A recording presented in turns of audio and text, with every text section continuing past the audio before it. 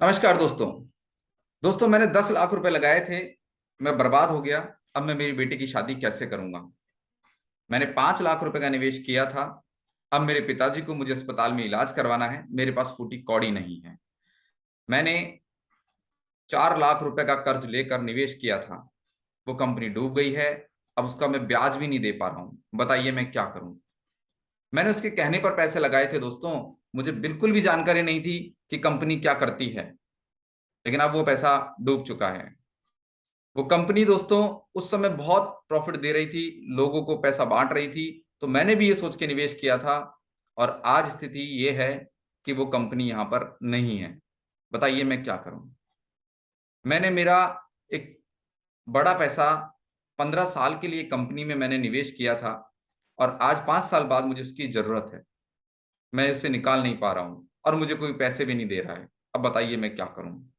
दोस्तों मैंने एक बिजनेस की शुरुआत की। मैंने लोगों से पैसा लिया। मैंने गारंटी दी थी कि ये बिजनेस सफल होगा और मैं आपको प्रॉफिट के साथ ये पैसा लौटाऊंगा। लेकिन दोस्तों मेरा बिजनेस फेल हो चुका है। अब बताइए मैं क्या करूं? दोस्तों मुझे समझ में नहीं आ रहा है। मैं पूरी तरह से परेशान हो चुका हूं। अब मैं क्या जवाब दूं लोगों को? मैं कैसे अपनी जिंदगी को इस कर्ज में जो मैं डूब चुका हूं, जो मैं टेंशन, इससे कैसे मैं बाहर निकलूं? दोस्तों ऐसे लाखों लोग ऐसे हैं जिनके दिमाग में ये सवाल है। लाखों लोग ऐसे हैं जो इन चीजों से परेशान हैं। तो दोस्तों उन्हीं लोगों के लिए ये वीडियो आज है। और साथ में आपके लिए भी। क्योंकि निवेश के दौरान आपको क्या सावधानी रखनी चाहिए, और यदि आपने आज निवेश कहीं किया है या करने वाले हैं, तो इस वीडियो को जरूर देखिए। दोस्तों चलते हैं। Where is your investment? आपका इन्वेस्टमेंट निवेश कहाँ है? कौन सी जगह आपने निवेश किया है? किसी गलत व्यक्ति के कहने पर तो आपने पैसा निवेश नहीं कर दिया है। गलत से मतलब है कि ऐसा व्यक्ति जिसको फाइनेंशियल मार्केट की जानकारी नहीं है, उसे पता नहीं है इन्वेस्टमेंट के बारे में एबीसीडी भी। लेकिन उसने खुद ने किसी व्यक्ति की बातों में आके खुद ने निवेश किया और वो निवेश आपको बता रहा है। और आपने यदि निवेश किया है तो ये निवेश सही जगह है या नहीं है? दोस्तों ये सारी बातें आपको यहाँ पे देखनी चाहिए। आगे हम बात करते हैं इन्वेस्टमेंट रिस्क। दोस्तों आपको सामने एक स्क्रीन पर एक पिक्चर नजर आए। ये क्या है? ये एक एरोप्लेन है। दोस्तों हवाई जहाज में यात्रा करने से पहले लाखों लोग यहाँ पे डरते हैं कि पता नहीं ऊपर जाकर क्या होगा। कहीं ये एरोप्लेन उड़ भी पाएगा या नहीं, और उड़ेगा तो क्या ये नीचे आ जाएगा, गिर जाएगा? या बहुत सारे सवाल उस व्यक्ति के दिमाग में होते हैं जो पहली बार यहाँ पर यात्रा करता है। तो कहने का मतलब यह है दोस्तों, लेकिन वो जब यात्रा करना शुरू करता है, इसमें पहली बार जब बैठता है, तो वो रिस्क लेता है, जोखिम लेता है। ये रिस्क उसका खुद का होता है। दोस्तों क्या एरोप्लेन में ट्रेवल करना रिस्क है, या ये रिस्क रेल या ट्रेन के अंदर जो है यात्रा करने पर भी रिस्क होता है, बस में यात्रा करने पर भी रिस्क होता है, और आप खुद की जब गाड़ी में सवार हो रहे होते हैं, जब आप कहीं जा रहे होते हैं, क्या वो भी रिस्क है? तो दोस्तों ये सही है। आप कहीं पर भी जाएं, किसी भी साधन से जाएं, रिस्क हमेशा रहेगा, जोखिम हमेशा रहेगा। ठीक उसी तरीके से जब आप इन्वेस्टमेंट करते हैं कहीं भी, तो दोस्तों रिस्क वहां पर भी है, जोखिम हर जगह है। आप किसी भी बिजनेस की शुरुआत कीजिए, ऐसा कोई व्यापार नहीं है जहां पर प्रॉफिट की गारंटी होती है। रिस्क हमेशा होता है। तो दोस्तों जब हर जगह जोखिम है, तो हमें निवेश कहाँ करना चाहिए और कैसे करना चाहिए, आइए चलते हैं। स्टडी थ्योरी ऑफ अट्रैक्शन, आकर्षण का सिद्धांत। दोस्तों आकर्षण का सिद्धांत ये कहता है कि जब हम अपने दिमाग में जिन चीजों को हम आकर्षित करते हैं, जिनके बारे में हम ज्यादा सोचते हैं, हमारे साथ वैसा ही घटित होता है। यदि आप सफलता को आकर्षित करेंगे, सफलता के बारे में सोचेंगे, तो आपको सफलता जरूर मिलेगी। लेकिन यदि आप कर्ज को आकर्षित करते हैं, यदि आप चोरी को आकर्षित करते हैं, यदि आप बर्बाद होने को आकर्षित करते हैं, तो आपके साथ वैसा होता है। क्योंकि ये जो प्रकृति है, ये हमारी सोच के हिसाब से एक ऐसा वातावरण क्रिएट करती है, सकारात्मक और नकारात्मक। जैसा हम सोचते हैं वैसा हमारे साथ होता है। आकर्षण का सिद्धांत आपको आकर्षित करता है एक बड़े निवेश की तरफ, पैसे कमाने की तरफ, एक अमीर बनने की तरफ। तो दोस्तों सबसे पहले मैं आपको बताना चाहूंगा, saving 10% of your monthly income. बचत के लिए आप अपनी मासिक आय का 10% बचा कर रखें, उसे खर्च ना करें। और दोस्तों, इसे अपनी आदत बनाएं। जितना भी आप महीने का कमाते हैं, यदि आप रोजाना कमाते हैं या फिर आप महीने का कमाते हैं, तो उसका 10% अलग रख दीजिए, उसमें से आपको पैसा नहीं निकालना है। ठीक है दोस्तों, ये बचत ही आपके आगे काम आने वाली है। Stop your extravagant. कोशिश करें मासिक आय का 30% बचत कर सकें। 10% आप करते हैं, बहुत अच्छी बात है, लेकिन यदि आप ज्यादा बचत कर सकते हैं, यदि आपके खर्चे कम हैं, तो उस समय अपने खर्चों को बढ़ाइए मत, अपनी सेविंग्स को बढ़ाइए और 30% बचत करें, लेकिन अपने फालतू खर्चों को रोक कर, ना कि अपनी जरूरतों को नजरअंदाज करके। कि आप 4 चपाती खाते हैं, 4 रोटी खाते हैं और आप 30% बचत करने के लिए आपने आज से 2 रोटी खाना शुरू कर दिया। ऐसा बिल्कुल ना करें, अपने फालतू खर्चों को रोकें। आगे हम बात करें इन्वेस्ट अकॉर्डिंग योर रिस्क। पैसा दोस्तों उतना ही लगाएं जितने का हम जोखिम ले सकते हैं। यदि आप 10,000 का जोखिम ले सकते हैं, आपको लगता है कि 10,000 रुपए निवेश करने से अगर ये पैसा मेरा डूब भी जाता है, तो मुझे इससे कोई फर्क नहीं पड़ेगा, या मेरा जो मंथली जो बजट है, जो मेरी फैमिली प्लानिंग है, उस पर कोई असर नहीं पड़ेगा, तो आप 10,000 का इन्वेस्टमेंट करें। यदि आप 1 लाख रुपए का रिस्क ले सकते हैं, तो आप 1 लाख रुपए का निवेश करें। तो पैसा उतना लगाएं जितने का आप रिस्क ले सकते हैं। Don't borrow money on interest.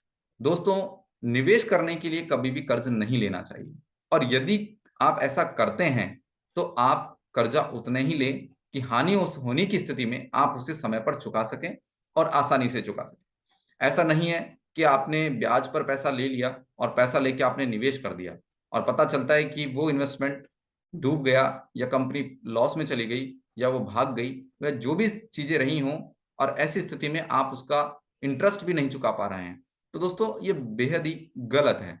आपने उधार लेकर ब्याज पर पैसा लेके आपको निवेश नहीं करना चाहिए था। कुछ लोग होते हैं जिनकी इनकम अच्छी होती है, वो लोग इंटरेस्ट पे पैसा लेते हैं, निवेश करते हैं और डूब जाता है, तो अपना जो पैसा है जो उधार लिया था वो समय पर दे देते हैं, उनको कोई फर्क नहीं पड़ता है।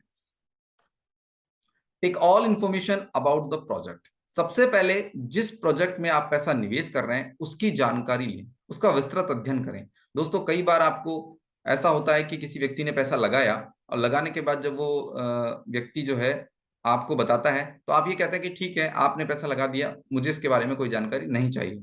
कुछ लोग होते हैं जो जानकारी नहीं देते और हम पूछते नहीं हैं, और कुछ लोग होते हैं जो जानकारी देना चाहते हैं लेकिन हम लेना नहीं चाहते। तो दोस्तों, पैसा आपका है, आपका आपको पता होना चाहिए कि हमने पैसा कहाँ लगाया है, किस कंपनी में लगाया है, वो कंपनी क्या करती है, ये प्रोजेक्ट किस तरीके का है, ये किस तरीके से हमारा पैसा रिटर्न करेगी। ये सारी चीजें आपको जो है पता होनी चाहिए। तो बिना स्टडी करे, बिना जानकारी लिए निवेश नहीं करना चाहिए। Ignore if paid more than investment. ऐसी कंपनी में निवेश करने से हमेशा बचना चाहिए जिसका भुगतान निवेश की मात्रा से ज्यादा हो। दोस्तों, एक कंपनी जितना निवेश करा रही है उससे ज्यादा वो आपको प्रॉफिट दे रही है। मैंने निवेश किया 10,000 रुपए, और मैंने अपने दोस्त का भी 10,000 रुपए निवेश कराया, उसमें से कंपनी ने मुझे 5,000 रुपए रिटर्न कर दिए। तो आपको सिंपल सी बात है, कंपनी ने मुझे मेरे दोस्त का 50% रिटर्न कर दिया, इसका मतलब कंपनी में 50% पैसा ही लगा है। तो उस वो 50% पैसे में और कहाँ कहाँ पे लोगों को रिटर्न दे रही है, ये आपको पता होना चाहिए। क्योंकि 10,000 में से 5,000 मुझे दे दिया, बाकी 5,000 है, उसमें से वो क्या खर्च करती है या किसी और को भी देती है। हो सकता है वो मेरे अलावा अपने एम्प्लॉय को सैलरी और किसी और को भी डिविडेंड देती हो, सॉरी, बोनस देती हो, कमीशन देती हो। तो उसके बाद कंपनी के पास कितना पैसा बच रहा है, तो निवेश कितना हो रहा है। ठीक है, बिना जानकारी के अभाव में हमको लगता है कि 10,000 पूरा निवेश हो रहा है, 5,000 आपको दे दिया तो पूरा निवेश कहाँ से होगा। तो ऐसी किसी भी कंपनी में आप निवेश ना करें जहां पर इन्वेस्टमेंट से ज्यादा भुगतान दिया जा रहा हो, प्रॉफिट दिया जा रहा हो। Invest with only your savings. निवेश का सिद्धांत दोस्तों ये कहता है कि निवेश आपकी बचत में से करना चाहिए। जो आपने सेविंग्स की है, 10% की सेविंग है उसके अकॉर्डिंग बचत कीजिए, 30% की सेविंग है उसके अकॉर्डिंग बचत कीजिए। मतलब जितना आप सेविंग कर रहे हैं, यदि आपको निवेश बढ़ाना है तो आप आपकी सेविंग्स को बढ़ा दीजिए, उसकी बचत को बढ़ा दीजिए, और उस बचत को जो है आप इन्वेस्टमेंट कीजिए। और दोस्तों, यहाँ पर एक लाइन और कहना चाहूंगा। देखिए, बचत में लोग क्या करते हैं, मंथली जो पैसा आता है उसको पहले खर्च करेंगे, महीने भर खर्चे करते करते करते करते लास्ट में वो देखते हैं कि महीने के आखिरी दिन कितना पैसा बचा। तो उनका जो जवाब होता है कि साहब हमारे पास तो पैसा बचता ही नहीं है, तो हम बचत कहाँ से करें। तो बचत करने का ये तरीका बिल्कुल गलत है। आप लोग मंथली सैलरी जो आती है या डेली जो आप कमाते हैं उसका 10% अलग निकाल के रख दीजिए, उसको आपको खर्च नहीं करना है। ठीक है, और जो पैसा बच गया है उसी पैसे पैसे में से आपको खर्चा करना है। ठीक है दोस्तों, इस तरह से आप सेविंग कर सकते हैं। कीप इमरजेंसी फंड ऑलवेज, हमेशा अपने पास आपातकालीन स्थिति के लिए धनराशि जरूर रखें। बचत का पूरा पैसा निवेश ना करें। अब आपने जब बचत की है तो मान लीजिए कि आपके पास 1 लाख रुपए की बचत हो गई है, ठीक है, काफी समय से आप बचत कर रहे थे। अब कहीं भी आपको निवेश करना है तो पूरा 1 लाख उठा के निवेश नहीं करना है आपको। आपको कुछ पैसा इमरजेंसी फंड के रूप में भी रखना है। हो सकता है हमारे घर में कोई बीमार पड़ जाए, हो सकता है कि इमरजेंसी में कोई किसी चीज की जरूरत हमें पड़ जाए और वो हमें खरीदनी पड़ जाए, तो उस समय अपने पास पैसा होना चाहिए। यदि हमने 1 लाख रुपए पूरा का पूरा निवेश कर दिया, तो जब हमें ऐसी स्थिति में, आपातकालीन स्थिति में पैसे की जरूरत पड़ेगी, तो कहीं ना कहीं हमें उधार लेना पड़ता है, ब्याज लेना पड़ता है। अब जब ब्याज पे खुद का पैसा होते हुए आपने ब्याज ले लिया, तो वो निवेश किस काम का है? क्योंकि वहां से जो रिटर्न आएगा उससे ज्यादा तो आपने यहाँ पे पेमेंट कर दिया है, यहाँ पे ब्याज दे दिया है। तो निवेश करने का कोई फायदा नहीं है। उससे ज्यादा अच्छा है कि आपने जो पैसा जो जमा किया है उसका कुछ हिस्सा आपको निवेश करना है और कुछ हिस्सा हमेशा आपातकालीन स्थिति के लिए आपको रखना है। अपॉर्चुनिटी ब्रिंग्स प्रॉब्लम्स ऑल्सो, हमेशा दोस्तों ये सही बात है कि जब भी अवसर आते हैं तो समस्याएं हमारे आसपास होती हैं। उन समस्याओं से निपटकर जो भी व्यक्ति आगे बढ़ता है वही दुनिया में कामयाब हो पाता है। देखना ये होता है कि आप उस अवसर का लाभ कैसे उठाते हैं। लेकिन अवसर के लाभ उठाने का मतलब ये बिल्कुल नहीं है कि आप कर्ज पर पैसा लेके इन्वेस्टमेंट करें या अवसर का लाभ उठाएं।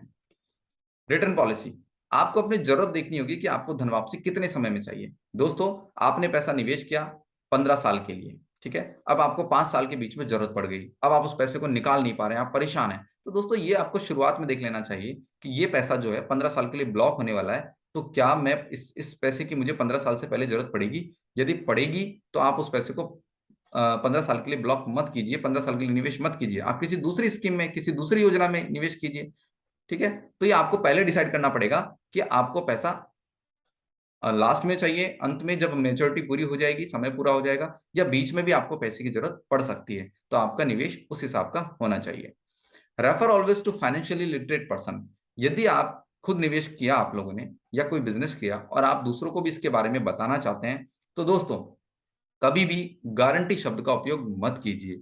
क्योंकि ऐसा कोई बिजनेस नहीं है जहां पर, या ऐसा कोई इन्वेस्टमेंट नहीं है जहां पर रिस्क नहीं है। रिस्क हर जगह है, ठीक है। अगर प्रॉफिट होता है, यदि आप छोटा कोई बिजनेस भी खोलते हैं, कोई शॉप भी, दुकान भी आप डालते हैं, यदि कोई सब्जी का ठेला भी आप लगाते हैं, तो उस समय भी रिस्क है। आपने खर्चा किया, सब्जी का ठेला खरीदा, सब्जी लेकर, और वो अगर वो जिस अकॉर्डिंग आपने सोचा तो उसके अनुसार आपकी सेल नहीं हुई, आपकी बिक्री नहीं हुई, तो आपको घाटा होगा। ठीक है, तो जब भी कोई व्यक्ति सोचता है, आता है, पॉजिटिव आता है, ठीक है, वो पूरे जोश के साथ काम करता है, शुरुआत करता है, लेकिन वो बिजनेस में सक्सेस होगा या नहीं होगा, ये समय के साथ होता है। तो गारंटी शब्द का उपयोग मत कीजिए, आप रेफर कीजिए, प्रोजेक्ट की पूरी जानकारी दीजिए और सामने वाले को कीजिए कि आप उतना ही पैसा निवेश कीजिए जितने का आप रिस्क ले सकते हैं। किसी भी व्यक्ति को बड़ा पैसा लगाने के लिए कभी उकसाना नहीं है, ठीक है, उसकी फैमिली की कंडीशन देख के, और उसको आप सजेस्ट कर सकते हैं। सेलेक्ट शॉर्ट टर्म और mid term, long term investment, आप चयन करें। आपको निवेश जब करना है तो लघुकालिक करना है, मध्यकालिक या दीर्घकालिक, आपके लिए कौन सा बेहतर है? आप चाहते हैं कि मैं एक ऐसी जगह इन्वेस्टमेंट करूं कि जहां पर मुझे आज पैसा चाहिए तो मैं उसे सेल आउट करके अपना पैसा निकाल सकता हूं उस बचत में से, या उस निवेश जहां मैंने किया है मैं तुरंत पैसा निकाल सकता हूं, अभी मुझे जरूरत पड़ जाए तो अभी के अभी मैं उसे निकाल सकता हूं, इससे कहते हैं शॉर्ट टर्म, एनी टाइम, कभी भी। मिड टर्म के अंदर होता है कि आप उसको जो है साल 2 साल के लिए, 5 साल के लिए इस पैसे को जो है आपने निवेश किया, क्योंकि आपको पता है कि इसकी जरूरत अभी पड़ने वाली नहीं है और इतने समय बाद मुझे पैसे की जरूरत पड़ेगी, तो आप मिड टर्म में भी जा सकते हैं। लॉन्ग टर्म इन्वेस्टमेंट का मतलब आपने 10 साल, 15 साल, 20 साल के लिए योजना को चुना और आपने पैसा लगा दिया। अब ये पैसा आपको लॉन्ग टर्म इन्वेस्टमेंट के बाद ही मिलने वाला है।